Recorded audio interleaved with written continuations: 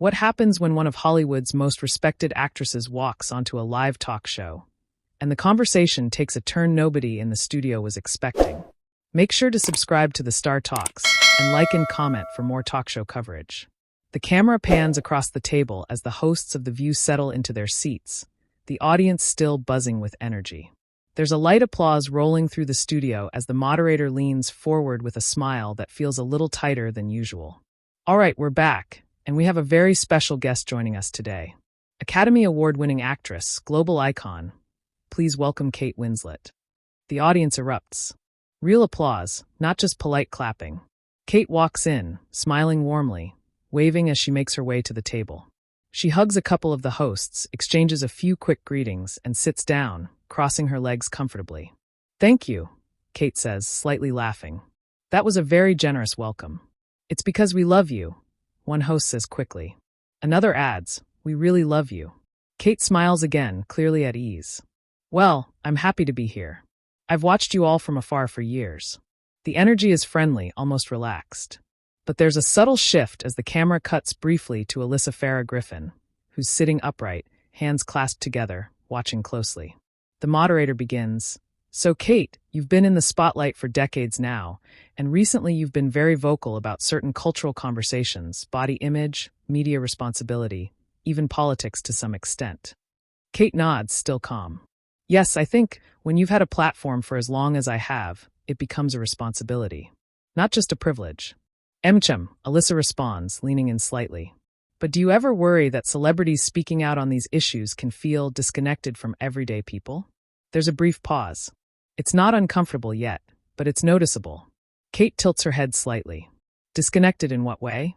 "Well," Alyssa continues, her tone measured but firm, "a lot of viewers feel that celebrities, especially those in Hollywood, live very different lives.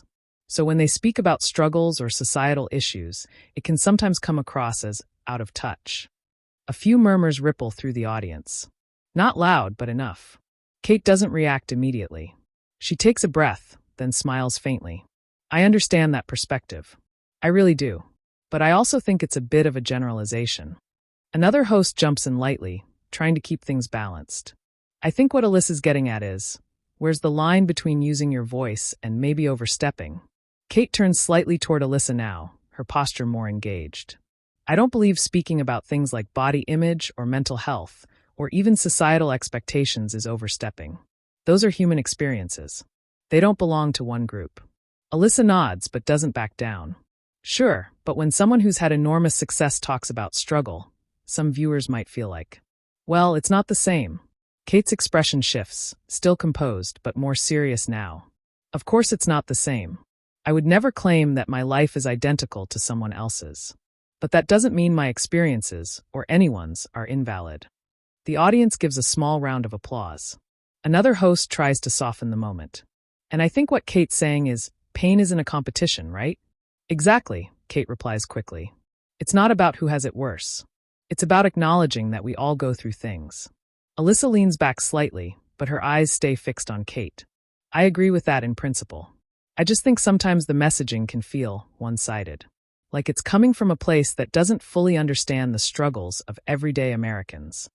There's a sharper reaction from the audience this time. Some claps, some murmurs, a few scattered sounds. Kate lets out a quiet breath, then leans forward just a bit. "But who decides what everyday means?" That lands. A brief silence follows. "I mean," Kate continues, her voice still calm but more pointed now, "I grew up in a working-class family. I didn't come from wealth. I've experienced rejection, insecurity, financial stress, things that many people can relate to." Alyssa responds quickly, "But you're not in that position now." "No," Kate says, nodding. "I'm not, and I'm very aware of that. But does that mean I should stop speaking about things I care about? Or that I've suddenly lost the ability to empathize?" Another host interjects, sensing the tension rising.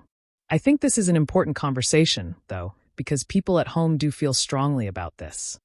"Absolutely," Alyssa says, turning slightly toward the audience. "And that's who we're here for." Kate glances briefly at the audience, then back at Alyssa. "And I respect that. I truly do. But I also think there's a danger in dismissing voices simply because of where they are in life now." The audience applauds again, louder this time. Alyssa gives a small, polite smile, but her tone stays firm. I'm not dismissing your voice. I'm questioning how it's received, and whether it always lands the way it's intended.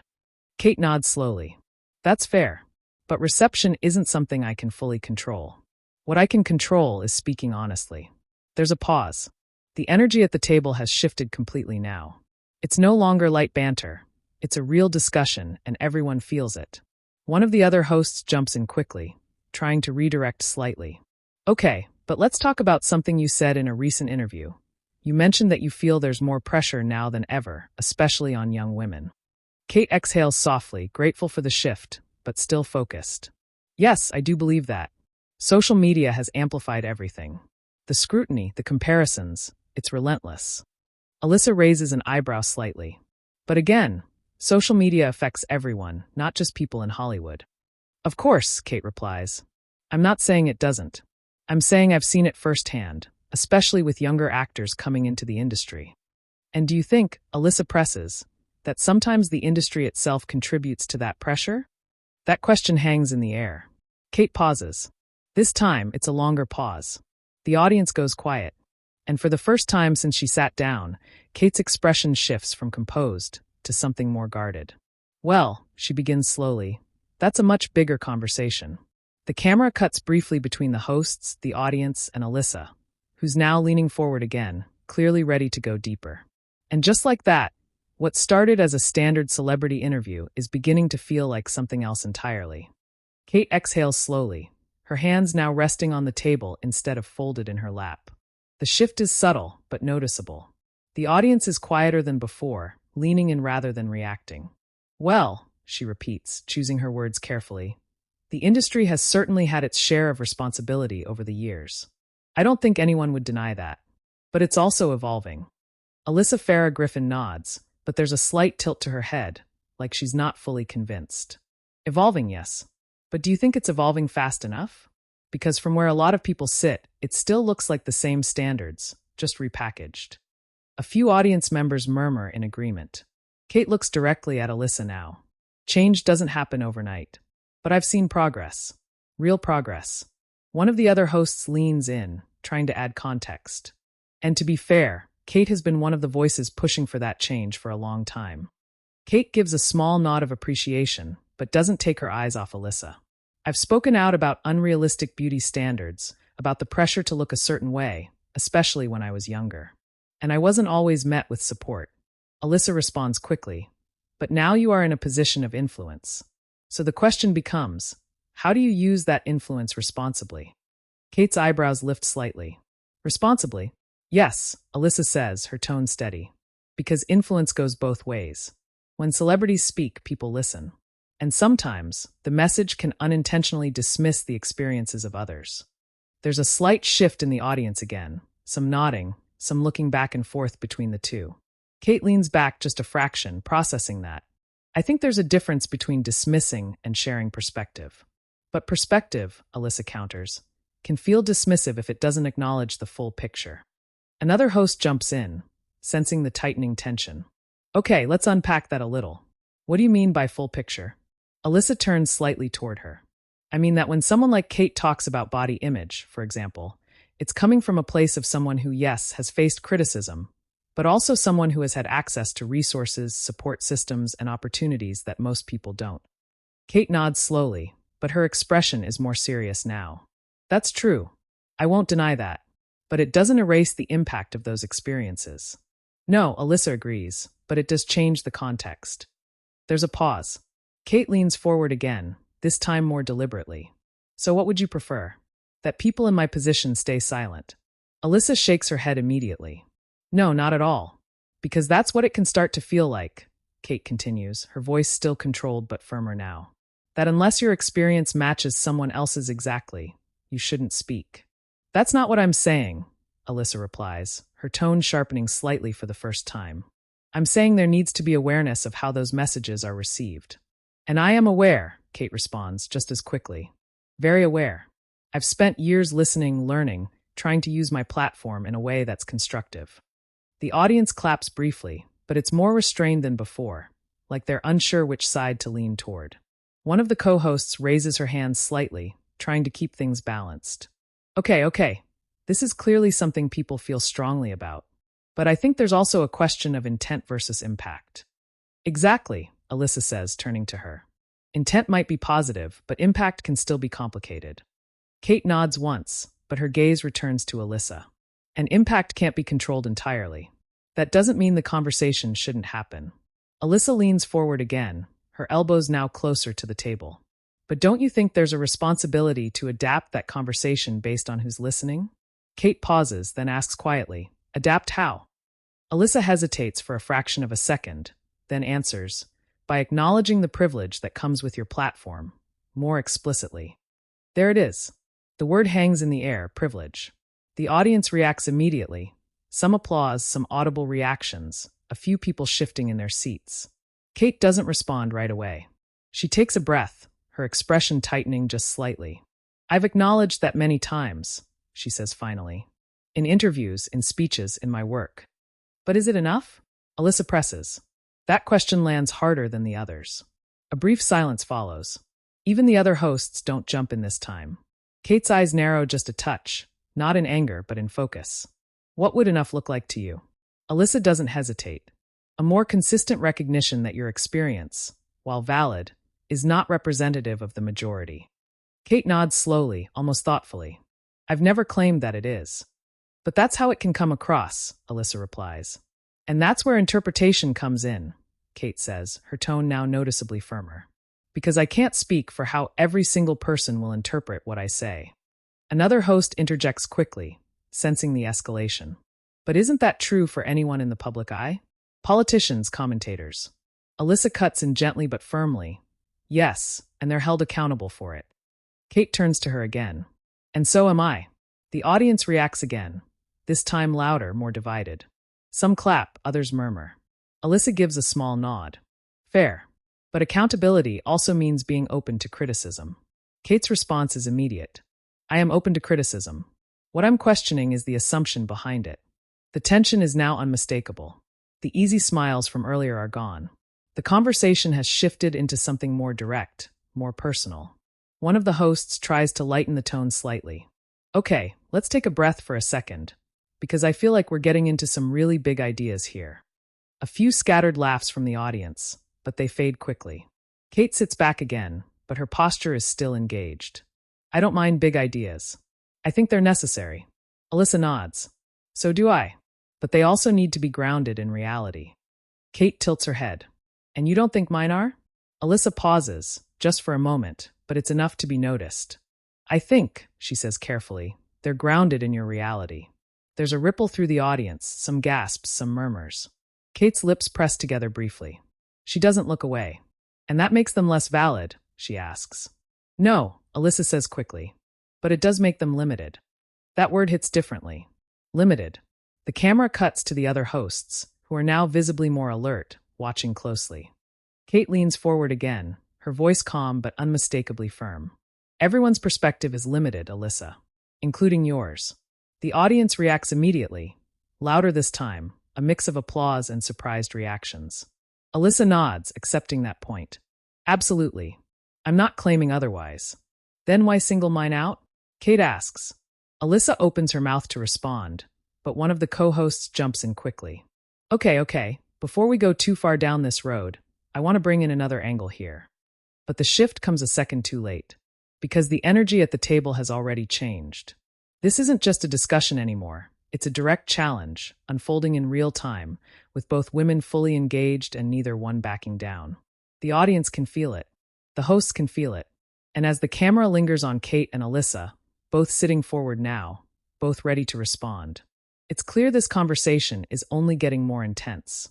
One of the co-hosts leans in quickly, her voice slightly raised in that familiar live TV way of trying to regain control without shutting things down completely. Okay, so let me just jump in here for a second, because I think what's happening is actually something a lot of people at home are feeling. The audience claps lightly, almost grateful for a momentary pause. But, she continues, turning between the two, this idea of perspective, who gets to speak, how they speak, and how it lands, that's not just about celebrities. That's everywhere right now. Kate Winslet nods slightly, but her eyes remain focused, her posture still forward. Alyssa Farah Griffin sits upright, hands now resting flat on the table, like she's preparing to respond the moment there's an opening. Another host adds, trying to smooth the tone. And I think both of you are actually making valid points. It's just coming from very different angles. Alyssa nods. Exactly. And I want to be clear. I'm not attacking you, Kate. Kate responds almost immediately. I didn't say you were. There's a quick, slightly awkward laugh from the audience, nervous energy. Alyssa exhales lightly, then continues. What I'm trying to say is that when people at home hear conversations about body image or pressure or even opportunity, they're filtering it through their own struggles. And sometimes it feels like those struggles aren't being fully acknowledged. Kate listens, her expression steady but serious. And I hear that. I really do. But I think there's also a risk in assuming that someone else's voice automatically lacks understanding just because their life looks different. Alyssa leans forward again. But it's not just about how it looks. It's about access, opportunity, and lived experience. Kate nods once. Yes. And those things matter. Of course they do. But empathy doesn't require identical circumstances. The audience claps, this time a bit more unified. Another host jumps in quickly, trying to keep the conversation from locking into a loop. Let me ask you this, Kate, because you've been very open about your early career. You've talked about rejection, criticism, even pressure to change your appearance. Do you think those experiences shaped how you speak about these issues now? Kate softens slightly at that, her tone becoming more reflective. Absolutely. I mean, I remember being told early on that I didn't fit a certain mold, that I wasn't this enough or that enough. And that stays with you. A few audience members nod visibly. But, she continues, I also recognize that I had opportunities that many people don't. I had a chance to build a career, to grow, to find my voice. And I don't take that for granted. Alyssa listens closely, then responds. And I appreciate you saying that. I really do. I think that's the kind of acknowledgement people want to hear more of. Kate tilts her head slightly. But I do say that. That's my point. There's a small ripple of reaction, some agreement, some hesitation. Alyssa doesn't back off. You do, but not always in the same breath as the message. And that's where it can feel disconnected. Kate pauses, her fingers lightly tapping the table for a second before she stills them. So you're saying the way I communicated isn't clear enough? I'm saying, Alyssa replies carefully, that clarity matters when you're speaking to millions of people with very different realities. The tension tightens again, but it's quieter now, more focused. One of the co-hosts leans in, her voice softer but deliberate. This is interesting because it's almost like we're talking about translation, not language, but experience. That's a good way to put it, Alyssa says, nodding. Kate considers that for a moment. But translation goes both ways, doesn't it?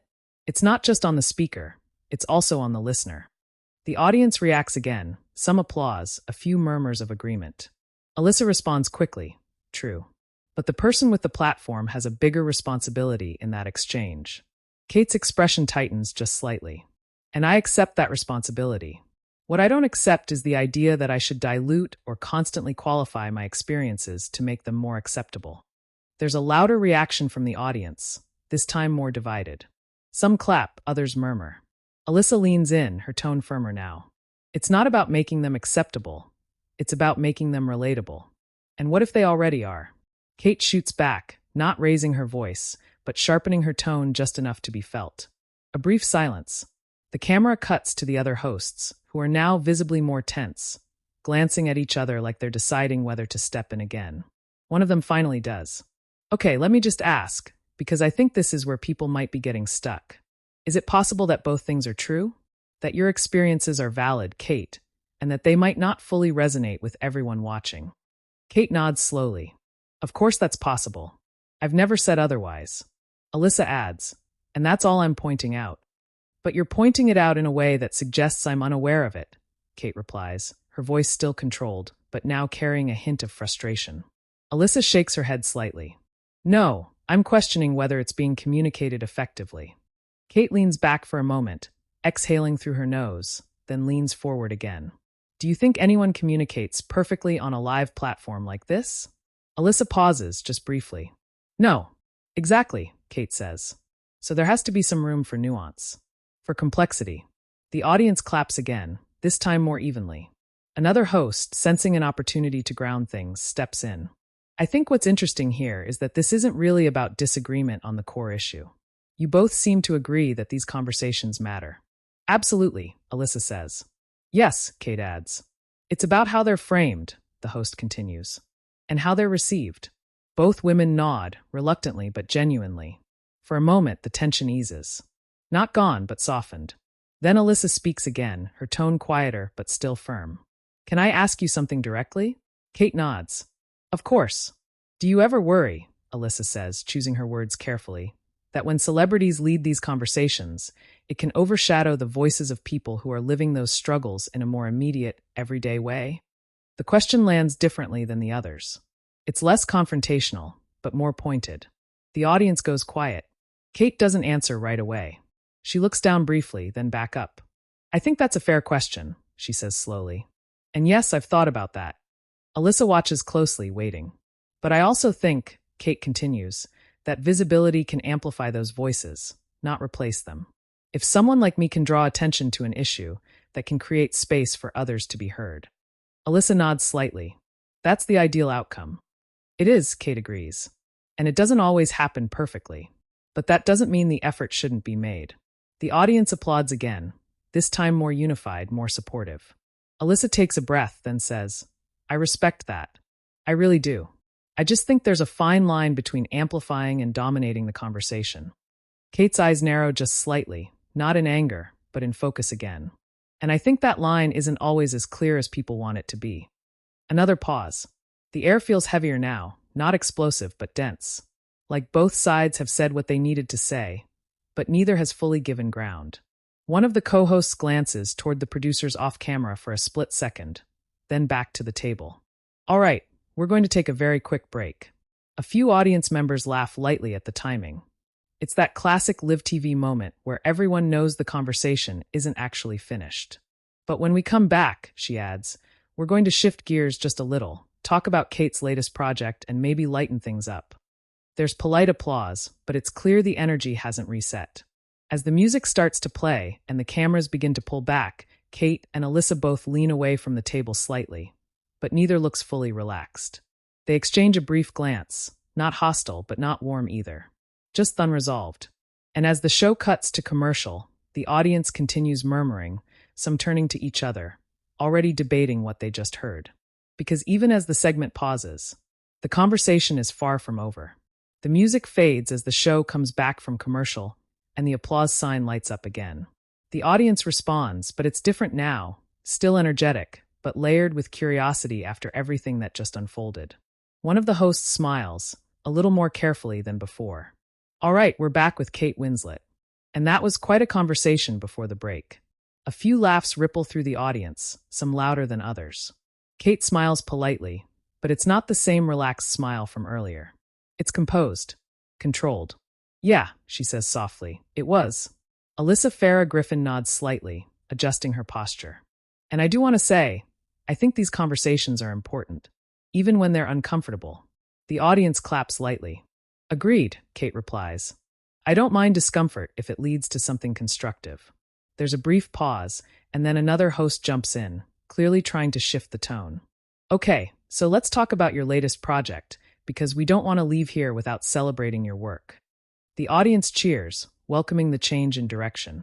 Kate visibly relaxes just a little. Thank you, I appreciate that. For the next couple of minutes, the conversation does shift. Kate talks about her recent role, the challenges of filming, the emotional depth of the character. The hosts engage, asking about behind-the-scenes moments, what drew her to the project, how she prepared. The audience laughs in the right places, applauds at the end of her answers. It almost feels like the earlier tension is fading, but not completely, because every so often the camera cuts to Alyssa, who's listening, attentive, composed, but quieter now.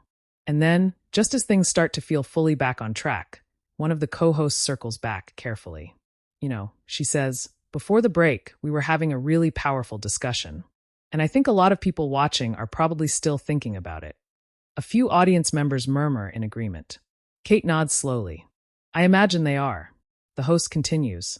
So I just want to ask, how do you both feel about that conversation now, sitting here a few minutes later? There's a small shift in the room again. Not as sharp as before, but noticeable. Alyssa speaks first this time. Honestly, I think it was respectful. And I think that matters. We didn't agree on everything, but that's kind of the point of being here. Some applause. Kate nods. I agree. I think disagreement, when it's handled properly, can actually be very productive. She pauses, then adds, I just hope it came across that I wasn't dismissing anyone's experience. That's never my intention. The audience responds with a supportive round of applause. Alyssa turns slightly toward her. And I don't think you were dismissing. I think it's more about how those conversations evolve over time. Kate gives a small nod. That's fair. There's a moment, brief but genuine, where the tension seems to ease into something more understanding. One of the hosts smiles. Look at that, progress on live television. The audience laughs, clapping again. But then another host adds, and this is why people watch The View, because these are real conversations. Not always easy, but real. Exactly, Alyssa says. Kate smiles faintly. And I respect that. Truly. The moderator glances toward the camera. All right, we're almost out of time. There's a soft ah from the audience. But before we go, she continues, I think it's safe to say this conversation is going to continue far beyond this table. And she's right. Because even as the show wraps, you can feel it, the kind of moment that doesn't just end when the cameras stop rolling. The audience gives a final round of applause as Kate thanks the hosts, shaking hands, exchanging polite goodbyes. Alyssa and Kate share one last look, not tense this time, but still thoughtful. Still processing. The credits begin to roll. But the real aftermath starts immediately after. Backstage, according to staff later, the atmosphere is a mix of professional calm and quiet reflection. No shouting, no dramatic exits, just conversations in smaller groups. Producers talking, hosts reviewing moments, everyone aware that something significant just happened on air. Kate reportedly spends a few extra minutes speaking with a couple of the hosts, thanking them for the conversation. Alyssa does the same on her side, discussing the segment with producers. No hostility, but no pretending it was nothing either. And then social media. Within minutes of the episode airing, clips begin circulating online. Short segments of the exchange between Kate and Alyssa start gaining traction. Some viewers praise Kate for standing her ground. Others side with Alyssa, saying she raised important points about perspective and relatability. Hashtags start trending. Debates unfold in comment sections. Reaction videos begin popping up. People breaking down every line, every pause, every expression. Some call it one of the most honest conversations the show has had in months. Others say it highlights a deeper divide in how people view influence and responsibility. And of course, there are those who just enjoy the tension, replaying the most intense moments over and over. Media outlets pick it up quickly, running headlines about the exchange on The View. Kate Winslet pushes back. Alyssa Farah Griffin sparks debate. On-air clash gets viewers talking. By the end of the day, it's everywhere. And that's the thing about moments like this. They don't stay contained. They ripple outward. Later that evening, both Kate and Alyssa remain relatively quiet publicly. No immediate statements, no follow-up posts addressing the exchange directly, which only adds to the conversation. Because now, the audience is left to interpret it on their own. Was it a clash? A debate? A misunderstanding? Or just two people with different perspectives, having a real conversation in real time? And that's what keeps people talking. The clip continues to circulate, drawing more views, more comments, more reactions with each passing hour. Some viewers say it changed how they see celebrity voices. Others say it reinforced what they already believed. But almost everyone agrees on one thing. It felt real. And in a world where so much on television can feel rehearsed or predictable, that kind of moment stands out. The screen fades out from the show, but the conversation doesn't end. It moves to phones, to living rooms, to group chats. People pause the clip, rewind it, watch it again. They pick sides. They question assumptions. They talk. And now it's your turn. What did you think about that moment? Was Kate Winslet right to push back? Did Alyssa Farah Griffin make a valid point? Or do you think the truth lies somewhere in between? Share your opinion in the comments. And don't forget to subscribe to the Star Talks for more real talk show stories.